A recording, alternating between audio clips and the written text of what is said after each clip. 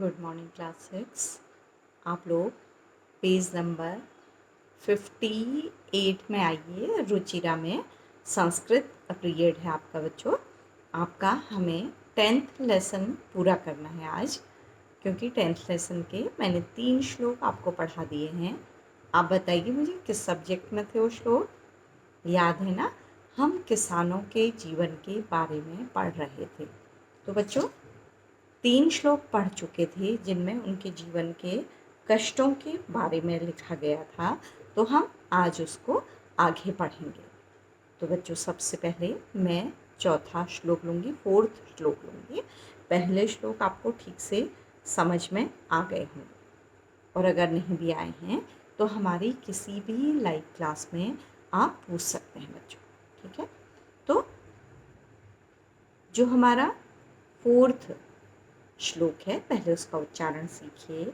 गृहं जीर्णं न वर्षासु वृष्टिं वार्यतिं क्षमं तथापि कर्मवीरत्वं कृषिकाणां न नश्यति।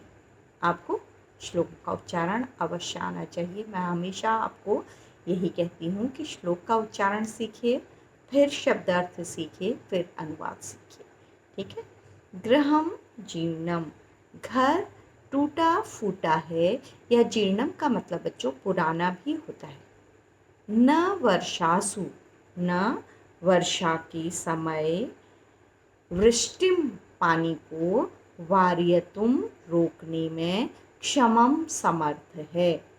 तो घर इतना पुराना है कि वर्षा के समय पानी को रोकने में समर्थ नहीं है। तथापि तब भी कर्मवीरत्वम, कर्मवीरता काम करने की शक्ति, कृषि का हम दोनों किसानों की या किसान पति पत्नी की, न नश्यति नष्ट नहीं होती है। तो फिर से देखिए, घर पुराना है, वर्षा के पानी को रोकने में समर्थ नहीं है, तब भी किसानों की कर्मवीरता नष्ट नहीं होती। यानी कि बारिश का पानी भी उनके घरों से, उनके कच्चे घरों से अंदर आ जाता है, तब भी वो काम करना नहीं छोड़ते हैं, परेशान नहीं होते हैं। तो अगला बच्चों, तयोः श्रमेण, श्लोक देखिएगा पहले। तयोः श्रमेण क्षेत्राणि सस्य पूर्णानि सर्वदा, धरित्री सरसा जाता या शुष्का कंटकावृता। तयोः श्रमेण, उन दोनों के परिश्रम से, क्षेत्राणि खेत, सस्य पूर्णानि फसलों से पूरे भरे हुए, सर्वदा हमेशा रहते हैं। तो उन दोनों के परिश्रम से, ये उन दोनों कौन है? किसान और उनकी पत्नी के परिश्रम से खेत हमेशा अनाज से भरे हुए रहते हैं। धरित्री, धरती, सरसा, रस से युक्त, सरस, जाता हो जाती है, या जो शुष्का सूखी हुई, कंटकावृता कांटों से घिरी हुई थी। तो देखिए क्या है, उन दोनों के परिश्रम से खेत हमेशा फसल से भरे हुए रहते हैं। धरती जो पहले कांटों से भरी हुई और सूखी थी, अब हरी भरी हो जाती है। सरसा जाता मतलब उपजाऊ हो जाती है या हरी भरी हो जाती है। तो बच्चों किसकी बात की गई है? किसान और उनकी पत्नी के परिश्रम से। बच्चों पहले ये पृथ्वी हर जगह उपजाऊ नहीं थी, किसानों ने ही जंगलों को काटकर इन खेतों को उपजाऊ बनाया, ठीक है? तो उसी की बात की गई है। अगला देखिए कि किसान हमें क्या क्या प्रदान करते हैं। शाकम, अन्नम, फलम, दुग्धम दत्वा सर्वेभ्यः एवतो क्षुधा तृषाकुलौ नित्यं विचित्रौ जनपालकौ। देखिए, द्विवचन का प्रयोग है, इसलिए हर शब्द बालकौ की तरह है। किसान और उनकी पत्नी के बारे में बताया गया है, तो क्योंकि कर्ता द्विवचन है तो सारे विशेषण भी द्विवचन है, उनके लिए जो भी कहा गया है वो द्विवचन है। ठीक है। शाकम, वे दोनों मतलब हमें क्या क्या देते हैं वो देखिए। सब्जियां, अन्नम अन्न, फलम फल, दुग्धम दूध को, दत्वा देकर, सर्वेभ्यः सभी के लिए, एव तो वे दोनों। सभी के लिए सब्जियां, अन्न, फल, दूध देकर वे दोनों क्षुधा तृषाकुलो, प्यासे और भूख से व्याकुल रहते हैं। स्वयं के लिए कुछ भी नहीं बचता उनके पास। नित्यम, हमेशा, हमेशा ऐसा ही होता है। विचित्रौ, बिल्कुल अलग तरह के। जन पालको, संसार का पालन करने वाले हैं। तो बच्चों, ये एक विडंबना है, बहुत दुख की बात है कि जो किसान दूसरों का पेट भरता है वो हमेशा खुशी से नहीं रह पाता है, उसके जीवन में दुख ही दुख है। उसके पास स्वयं कभी खाने को भी नहीं होता है। यही यहाँ बताया गया है ताकि हमारे बच्चे किसानों की समस्या को समझ सकें।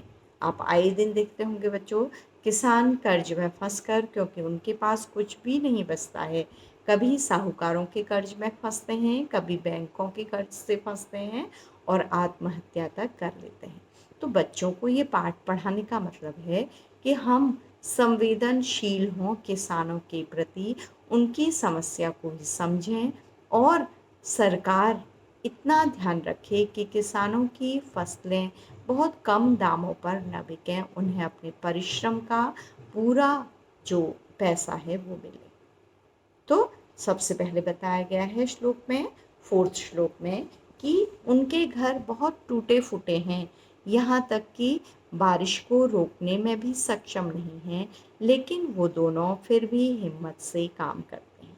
दूसरे में बताया गया है कि जो धरती सूखी सूखी थी, 5th श्लोक में, सूखी थी, कांटों से भरी थी, उन दोनों के परिश्रम से वो अन्न से परिपूर्ण हो गई, उपजाऊ हो गई और हरी भरी हो गई। अगले में बताया गया है कि वो दोनों पूरी सारी दुनिया को, सब लोगों को, हम लोगों को सब्जियां, अनाज, फल, दूध देकर, मतलब सभी के लिए प्रदान कर देते हैं। और स्वयं कभी कभी ऐसी स्थिति आती है कि वो भूख और प्यास से व्याकुल रहते हैं। वो ऐसे लोगों का पालन करने वाले हैं, यानी कि किसान सभी को खुश रखते हैं, लेकिन उनका जीवन अत्यधिक खुशियों में नहीं बीतता है, कष्टों में बीतता है। तो बच्चों, इस पाठ को पढ़ के हमें समझना भी है कि समाज के प्रति हमारी क्या जिम्मेदारी है, क्योंकि आप बच्चे ही कल देश के नागरिक होंगे और देश की जो पॉलिसी है उसे बनाने वाले होंगे। तो इनको आपको छोटी छोटी चीज़ों का ध्यान रखना है। इसीलिए आपको बचपन से अपने सराउंडिंग्स में, हमारे सराउंडिंग्स में कौन कौन से लोग हैं, क्या क्या काम करते हैं, ये सब किसी पाठ के माध्यम से, कविता के माध्यम से हमेशा बताया जाता है। तो आपका काम, मैं फिर रिपीट करूँगी, पहले शब्द अर्थ आपको लिखने होंगे, फिर जो श्लोकों का अनुवाद मेरे द्वारा कक्षा में लिखित रूप में भेजा जाएगा उससे आप करेंगे। और उसके पश्चात आपका एक काम है आज होमवर्क, कि इस पाठ के अभ्यास कार्य को आपको पेंसिल से पूरा कर लेना है अपने आप। और उसके बाद अगली कक्षा में जब मैं उसे हल कराऊंगी तो आप देखेंगे कि आप कितना समझ पा रहे हैं और कितना अपने आप कर पा रहे हैं। बच्चों, वचन, विभक्ति और काल का ध्यान रखिएगा, तब आपका कुछ भी काम गलत नहीं होगा। आपको एक वचन, द्विवचन, बहुवचन, पुल्लिंग, स्त्रीलिंग, नपुंसकलिंग, इनके शब्द रूपों का ध्यान रखना है। क्रिया और कर्ता का ध्यान रखना है, तो आपसे कोई गलती होने की संभावना नहीं है। तो बच्चों, इन श्लोकों का अनुवाद पूरा हो गया है। इस पाठ को मैं यहीं पर समाप्त करती हूँ। Thank you class, thank you बच्चों।